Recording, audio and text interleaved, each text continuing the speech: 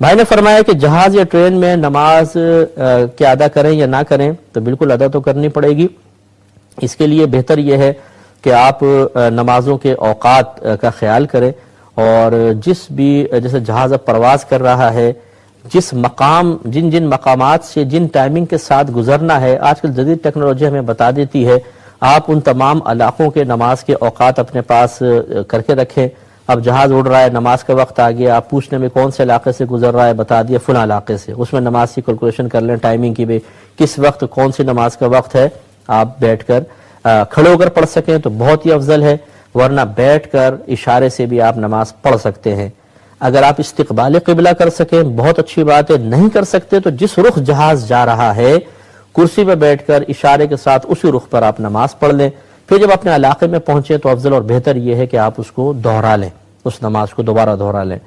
اسی طریقے سے اگر وضو کے بعد لوگ کہتے ہیں جی بڑا مسئلہ ہے، ٹوائلٹ مطلب وہاں پہ وضو نہیں کر سکتے ہیں، پرابلم ہوتی ہے،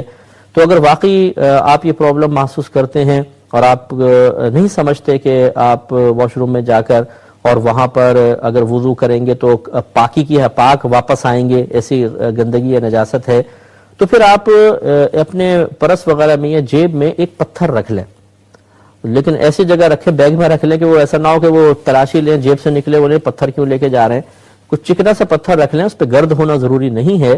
امام اعظم ابو حنیفہ رضی اللہ تعالی عنہ کے نزدیک چکنے پتھر سے بھی تیمم ہو سکتا ہے اور اس پہ گرد ہونا ضروری نہیں ہے،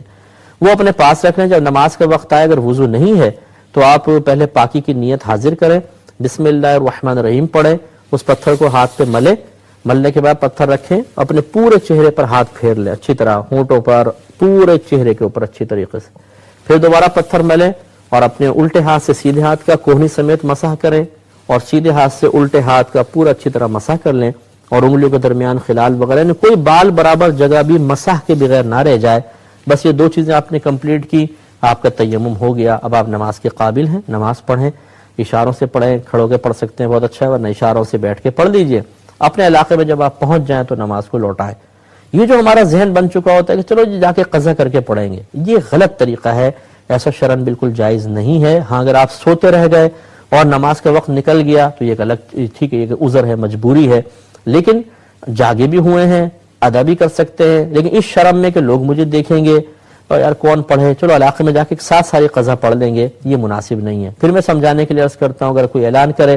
کہ آپ جہاز میں